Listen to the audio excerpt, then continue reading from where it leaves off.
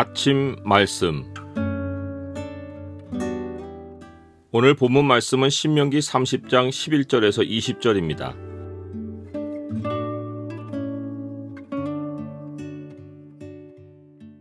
오늘 본문을 명령의 창으로 보면 우리가 살기 위하여 택할 것이 무엇인지가 보입니다. 명령의 창을 보여주는 구절은 30장 19절입니다. 내가 오늘 하늘과 땅을 불러 너희에게 증거를 삼노라. 내가 생명과 사망과 복과 저주를 내 앞에 두었은즉 너와 내 자손이 살기 위하여 생명을 택하고.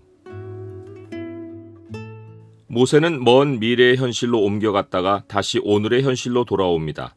모세는 이스라엘 민족이 먼 훗날에 하나님 백성의 정체성을 완전히 잃어버릴 현실을 내다보았지만 그렇다고 오늘 하나님 앞에 서 있는 이스라엘 백성을 소망이 전혀 없는 백성으로 보지 않습니다.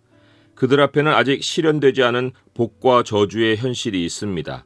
죄 없던 아담이 죄를 지은 것이 그에게 정해진 운명이 아니라 그가 하나님이 제시하신 것에서 어떤 것을 선택했느냐의 결과였듯이 이스라엘 민족도 무엇을 택하여 사느냐에 따라 삶의 결과는 다르게 찾아올 수 있습니다. 모세가 그들 앞에 선택으로 제시한 것은 무엇을 선택하든지 괜찮은 것이 아니라 어떤 것을 선택하느냐에 따라 영원히 사느냐 영원히 죽느냐의 문제였습니다. 결국에 모양으로는 선택이지만 내용으로는 답이 하나입니다. 모세는 하나님 백성에게 내가 오늘 하늘과 땅을 불러 너희에게 증거를 삼노라. 내가 생명과 사망과 복과 저주를 내 앞에 두었은즉 너와 내 자손이 살기 위하여 생명을 택하라 라고 했습니다. 그리고 그가 이어서 한 말이 내 하나님 여호와 그가 내 생명이시라 라는 것입니다. 하나님은 선택의 문제가 아닙니다. 하나님은 절대적이고 유일하고 영원히 스스로 살아계십니다. 사람이 하나님을 선택하지 않아도 그분은 존재를 잃지 않고 하나님이 없다고 주장해도 하나님은 계십니다. 사람이 평생에 하나님을 사상과 논리로 죽여도 마침내 죽는 것은 사람이고 하나님이 아닙니다. 하나님은 만물의 창조자이시고 사람도 하나님에게서 나왔습니다. 사람이 하나님이 있느니 없느니 논쟁을 펴지만 그렇게 말하는 사람의 존재가 하나님 때문에 있습니다. 사람이 땅에서 스스로 재판관이 되어 실컷 하나님을 심판하고 정죄하고 욕하지만 죽어서는 스올에 갇히고 심판자 하나님이 그 사람을 하늘 법정에 세워 영원한 판결을 내리십니다. 사람의 교만과 어리석음은 그 하나님이 자기의 생명이신데 일평생 자기 스스로 살아보려고 애쓰는 것입니다. 마치 하나님이 계시는데 아담과 하와가 자기들도 하나님과 같이 되려고 선악을 알게 하는 나무의 실과를 따먹은 것과 같습니다. 모세가 먼 미래에 있을 이스라엘의 멸망을 보고 왔지만 생명이신 하나님을 떠나면 그런 미래는 오늘이라도 현실이 될 수 있습니다. 다만 하나님이 오래 참으심으로 용납해 주셔서 그만한 미래로 늦춰진 것입니다. 미래의 백성이라고 개선의 여지가 없고 오늘 모세와 함께 있는 백성이라고 순종의 잠재적 능력이 풍부한 것이 아닙니다. 다음 장에서 하나님은 모세에게 노래를 지어 부르라고 하시며 나는 내가 맹세한 땅으로 그들을 인도하여 들이기 전 오늘 나는 그들이 생각하는 바를 아노라 라고 하셨습니다. 오늘 여기에 있는 하나님 백성도 멸망할 미래 백성과 같이 마음이 부패해 있습니다.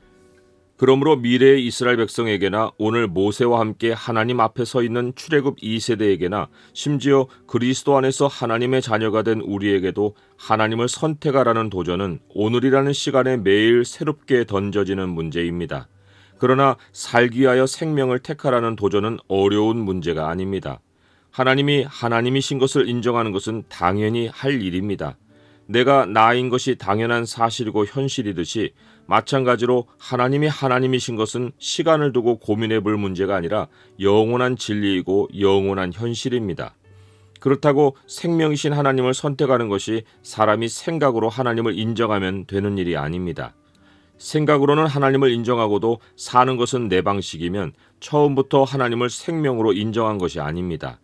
하나님이 생명이시란 사실은 만물이 주에게서 나오고 주로 말미암고 주에게로 돌아감이라 라는 말에 잘 나타나 있습니다. 예를 들어 하나님이 포도나무에 생명을 주신 것은 씨앗이 나무가 되고 나무의 수완을 다하기까지 성장과 쇠퇴의 모든 원리를 그 나무에게 주신 것입니다. 포도나무에서 사과가 나지 않는 것은 하나님이 포도나무와 사과나무에 주신 생명이 다르기 때문입니다. 사람이 사람으로 살려면 하나님이 사람에게 부여하신 생명의 길을 알고 따라야 합니다. 포도나무가 포도를 여는 생명의 법이 멀리 있지 않고 포도 씨앗 안에 있듯이 사람이 사람으로 살아가는 법도 멀리 있지 않고 매우 가까워서 모세는 그것이 내 입에 있으며 내 마음에 있은즉 내가 이를 행할 수 있느니라 라고 했습니다. 다만 포도나무와 사람이 다른 것은 모든 생물은 각자 종류대로 자기 모양으로 지어져서 스스로 생육하고 번성하지만 사람은 하나님의 형상과 모양으로 지어져서 하나님에게서 생명을 공급받아 사는 것입니다.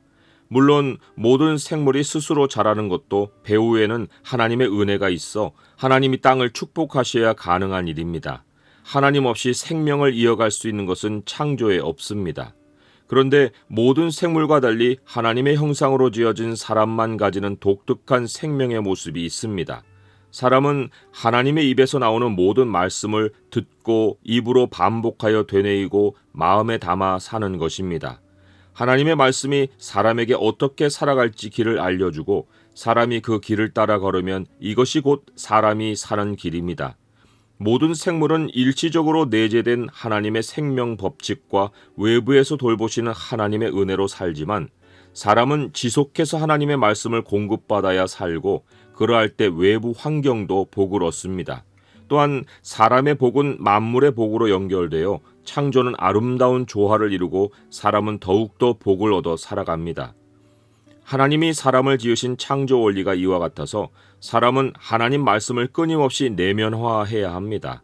구약 백성이라고 행위로 구원받는 율법을 받지 않았고 신약 백성이라고 말씀의 근거도 없이 믿음이 요구되는 것이 아닙니다. 시대를 불문하고 모든 하나님 백성은 먼저 말씀을 마음에 두기부터 해야 말씀에 반응하고 살 수 있습니다. 말씀에 반응하는 것이 믿음이어서 구약이나 신약이나 모든 의인은 믿음으로 사는 것입니다. 그러기 위해서 구약 율법의 지속적인 요구가 말씀을 마음에 두라는 것이고 신약의 요구도 행위를 앞세우지 말고 하나님의 말씀을 먼저 마음으로 받아 그리스도의 말씀으로 말미암는 믿음으로 살라는 것입니다. 우상 숭배가 신의 형상을 만들어 절하고 섬겨야만 일어나는 일이 아닙니다. 하나님의 명령과 규례와 법도에서 마음을 돌이켜 듣지 않고 유혹을 받아 다른 길을 택하여 살면 벌어지는 모든 일이 우상 숭배입니다. 이것은 망할 수 있는 길이 아니라 반드시 망하는 길입니다. 모세가 다른 신들을 따르면 너희가 요단을 건너가서 차지할 땅에서 너희의 날이 길지 못할 것이니라 라고 했듯이 사람이 무엇을 얻는 것은 중요하지 않습니다. 생명의 길에 서 있지 않으면 사망이 문 앞에 있습니다. 소유와 생명은 같이 가야 축복이지 무엇을 얻어놓고 죽으면 누가 소유를 복으로 생각하겠습니까? 사람은 죽기를 각오하고 돈을 벌려고 하는데 죽으면 끝입니다. 반대로 하나님은 소유를 잃게 해서라도 사람으로 생명을 얻게 하십니다. 그래서 모세는 하나님이 너를 낮추시며 너를 줄이게 하시며 또 너도 알지 못하며 내 조상들도 알지 못하던 만나를 내게 먹이신 것은 사람이 떡으로만 사는 것이 아니요 여호와 입에서 나오는 모든 말씀으로 사는 줄을 내가 알게 하려 하심이니라 라고 했습니다.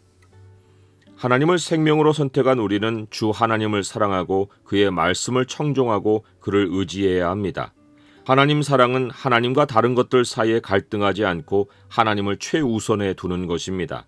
하나님의 말씀을 청종하는 것은 하나님 말씀과 다른 사상들이나 가치관을 비교 선택하여 따르지 않고 하나님의 말씀만 나의 살 길로 삼아 따르는 것입니다.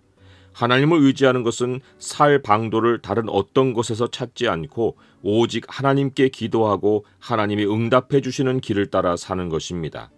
이러한 삶의 하나님은 땅도 주시고 장수도 주십니다. 소유도 주시고 생명을 누리게도 하십니다. 생명과 복이냐 사망과 화이냐는 언제나 내 앞에 있는 선택이지만 하나님이 선택할 분이 아니시듯 생명과 복도 선택할 문제가 아닙니다. 우리가 하나님께 전 생명을 걸면 하나님이 자신의 영원한 생명으로 우리 생명을 지키시고 풍성하게 해주십니다.